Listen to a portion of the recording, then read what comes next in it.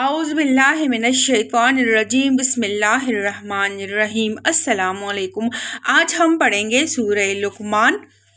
اللہ کے نام سے جو بے انتہا مہربان اور رحم فرمانے والا ہے۔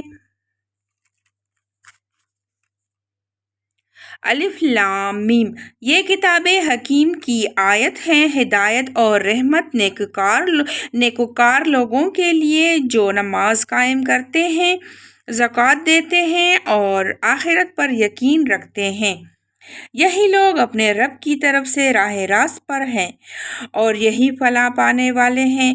اور انسانوں ہی میں سے کوئی ایسا بھی ہے جو کلام دل فریب خرید کر لاتا ہے تاکہ لوگوں کو اللہ کے راستے سے علم کے بغیر بھٹکا دے اور اس راستے کی دعوت کو مذاق میں اڑا دے۔ ایسے لوگوں کے لیے سخت ذلیل کرنے والا عذاب ہے۔ اسے جب ہماری آیات سنائی جاتی ہیں تو وہ بڑے گھمنڈ کے ساتھ اس طرح رخ پھیر لیتا ہے گویا کہ اس نے انہیں سنا ہی نہیں، گویا کہ اس کے کان بہرے ہیں۔ اچھا مژدہ سنا دو اسے ایک دردناک عذاب کا، البتہ جو لوگ ایمان لائیں اور نیک عمل کریں ان کے لیے نعمت بھری جنتیں ہیں جن میں وہ ہمیشہ رہیں گے۔ یہ اللہ کا پختہ وعدہ ہے اور وہ زبردست اور حکیم ہے۔ اس نے آسمانوں کو پیدا کیا بغیر ستونوں کے جو تم کو نظر آئیں۔ اس نے زمین میں پہاڑ جما دیے تاکہ وہ تمہیں لے کر ڈھلک نہ جائے۔ اس نے ہر طرح کے جانور زمین میں پھیلا دیے اور آسمان سے پانی برسایا اور زمین میں قسم قسم کی عمدہ چیزیں اگا دی۔ یہ تو ہے اللہ کی تخلیق۔ اب ذرا مجھے دکھاؤ ان دوسروں نے کیا پیدا کیا ہے۔ اصل بات یہ ہے کہ یہ ظالم لوگ صریح گمراہی میں پڑے ہوئے ہیں۔ ہم نے لقمان کو حکمت عطا کی تھی کہ اللہ کا شکر گزار ہو۔ جو کوئی شکر کرے اس کا شکر اس کے اپنے ہی لیے مفید ہے، اور جو کفر کرے تو حقیقت میں اللہ بے نیاز اور آپ سے آپ محمود ہیں۔ یاد کرو جب لقمان اپنے بیٹے کو نصیحت کر رہا تھا تو اس نے کہا، بیٹا خدا کے ساتھ کسی کو شریک نہ کرنا۔ حق یہ ہے کہ شرک بہت بڑا ظلم ہے، اور یہ حقیقت ہے کہ ہم نے انسان کو اپنے والدین کا حق پہچاننے کی خود تاکید کی ہے۔ اس کی ماں نے ضعف پر ضعف اٹھا کر اسے اپنے پیٹ میں رکھا اور 2 سال اس کا دودھ چوٹنے میں لگے۔ اس لیے ہم نے اس کو نصیحت کی کہ میرا شکر کرو اور اپنے والدین کا شکر بجا لا۔ میرے ہی طرف تجھے پلٹنا ہے، لیکن اگر وہ تجھ پر دباؤ ڈالے کہ میرے ساتھ تو کسی ایسے کو شریک کرے جسے تو نہیں جانتا تو ان کی بات ہرگز نہ مان۔ دنیا میں ان کے ساتھ نیک برتاؤ کرتا رہ، مگر پھر بھی اس شخص کے راستے کی کر جس نے میری طرف رجوع کیا ہے، پھر تم سب کو پلٹنا میری ہی طرف ہے۔ اس وقت میں تمہیں بتاؤں گا کہ تم کیسے عمل کرتے رہے ہو۔ اور لقمان نے کہا تھا کہ بیٹا کوئی چیز رائی کے دانے برابر بھی ہو اور کسی چٹان میں یا آسمانوں یا زمین میں کہیں چھپی ہوئی ہو، اللہ اسے نکال لائے گا، وہ باریک بین اور باخبر ہے۔ بیٹا نماز قائم کر، نیکی کا حکم دے، بدی سے منع کر، اور جو مصیبت بھی پڑے اس پر صبر کر۔ یہ وہ باتیں ہیں جن کی بڑی تاکید کی گئی ہے۔ اور لوگوں سے منہ پھیر کر بات نہ کر، نہ زمین میں اکڑ کر چل۔ اللہ کسی خود پسند اور فخر جتانے والے شخص کو پسند نہیں کرتا۔ اپنی چال میں اعتدال اختیار کر اور اپنی آواز ذرا پست رکھ۔ سب آوازوں سے زیادہ بری آواز گدھوں کی آواز ہوتی ہے۔ کیا تم لوگ نہیں دیکھتے کہ اللہ نے زمین اور آسمانوں کی ساری چیزیں تمہارے لیے مسخر کر رکھی ہیں اور اپنی کھلی اور چھپی نعمتیں تم پر تمام کر دی ہیں؟ اس پر حال یہ ہے کہ انسانوں میں سے کچھ لوگ ہیں جو اللہ کے بارے میں جھگڑتے ہیں بغیر اس کے کہ ان کے پاس کوئی علم ہو یا ہدایت یا کوئی روشنی دکھانے والی کتاب، اور جب ان سے کہا جاتا ہے کہ پیروی کرو اس چیز کے جو اللہ نے نازل کی ہے تو کہتے ہیں کہ ہم تو اس چیز کی پیروی کریں گے جس پر ہم نے اپنے باپ دادا کو پایا ہے۔ کیا یہ انہی کی پیروی کریں گے خواہ شیطان ان کو بھڑکتی ہوئی آگ ہی کی طرف کیوں نہ بلاتا رہا ہو؟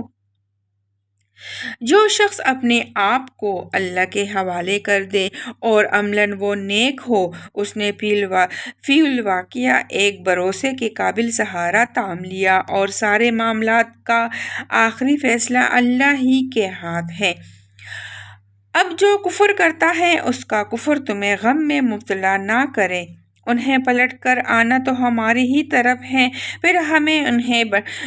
پھر ہم انہیں بتا دیں گے کہ وہ کیا کچھ کر کے آئے ہیں۔ یقیناً اللہ سینوں کے چھپے ہوئے راز تک جانتا ہے۔ ہم تھوڑی ہی مدت انہیں دنیا میں مزے کرنے کا موقع دے رہے ہیں، پھر ان کو بھی بس کر کے ایک سخت عذاب کی طرف کھینچ لے جائیں گے۔ اگر تم ان سے پوچھو کہ زمین اور آسمانوں کو کس نے پیدا کیا ہے تو یہ ضرور کہیں گے کہ اللہ نے۔ کہو الحمدللہ، مگر ان میں سے اکثر لوگ جانتے نہیں ہیں۔ آسمانوں اور زمین میں جو کچھ ہے اللہ کا ہے، بے شک اللہ بے نیاز اور آپ سے آپ محمود ہے۔ زمین میں جتنے درخت ہیں اگر وہ سب کے سب قلم بن جائیں اور سمندر دوات بن جائے جسے ساتھ مزید سمندر روشنائی مہیا کرے، تب بھی اللہ کی باتیں لکھنے سے ختم نہ ہوگی۔ بے شک اللہ زبردست اور حکیم ہے۔ تم سارے انسانوں کو پیدا کرنا اور پھر دوبارہ جلا اٹھانا تو اس کے لیے بس ایسا ہے جیسے ایک متنفس کو پیدا کرنا اور جلا اٹھانا۔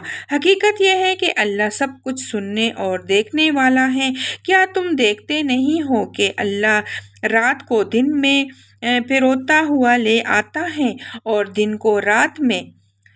اس نے سورج اور چاند کو مسخر کر رکھا ہے، سب ایک وقت مقرر تک چلے جا رہے ہیں۔ اور کیا تم نہیں جانتے کہ جو کچھ بھی تم کرتے ہو اللہ اس سے باخبر ہے؟ یہ سب کچھ اس وجہ سے ہے کہ اللہ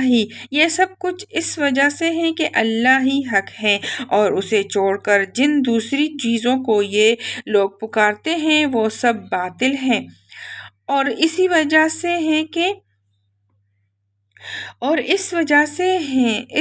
سے کہ اللہ ہی بزرگ و برتر ہے۔ کیا تم دیکھتے نہیں ہو کہ کشتی سمندر میں اللہ کے فضل سے چلتی ہیں تاکہ وہ تمہیں اپنی کچھ نشانیاں دکھائیں؟ در حقیقت اس میں بہت سی نشانیاں ہیں ہر اس شخص کے لیے جو صبر اور شکر کرنے والا ہو۔ اور جب سمندر میں ان لوگوں پر ایک موج سائبانوں کی طرح چھا جاتی ہے تو یہ اللہ کو پکارتے ہیں اپنے دین کو بالکل اسی کے لیے خالص کر کے، پھر جب وہ بچا کر انہیں خشکی تک پہنچا دیتا ہے تو ان میں سے کوئی اقتصاد برتتا ہے اور ہماری نشانیوں کا انکار نہیں کرتا، مگر ہر وہ شخص جو غدار اور ناشکر ہے۔ لوگوں بچو اپنے رب کی غضب سے اور ڈرو اس دن سے جبکہ کوئی باپ اپنے بیٹے کی طرف سے بدلہ نہ دے گا اور نہ کوئی بیٹا ہی اپنے باپ کی طرف سے کچھ بدلہ دینے والا ہوگا۔ فی الواقعہ اللہ کا وعدہ سچا ہے، بس یہ دنیا کی زندگی تمہیں دھوکے میں نہ ڈالے اور نہ دھوکہ باز تم کو اللہ کے معاملے میں دھوکہ دینے پائے۔ اس گھڑی کا علم اللہ ہی کے پاس ہے، وہی بارش برساتا ہے، وہی جانتا ہے کہ ماؤں کے پیٹوں میں کیا پرورش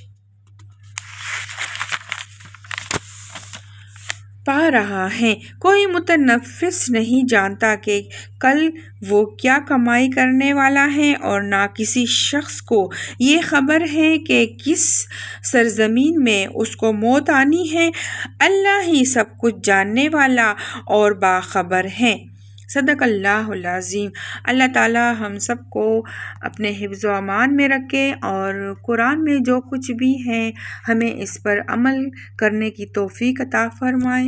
آمین ثم آمین۔ میرے چینل کو لازمی سبسکرائب کریں، لائک کریں، شیئر کریں۔ جزاک اللہ۔ اللہ حافظ۔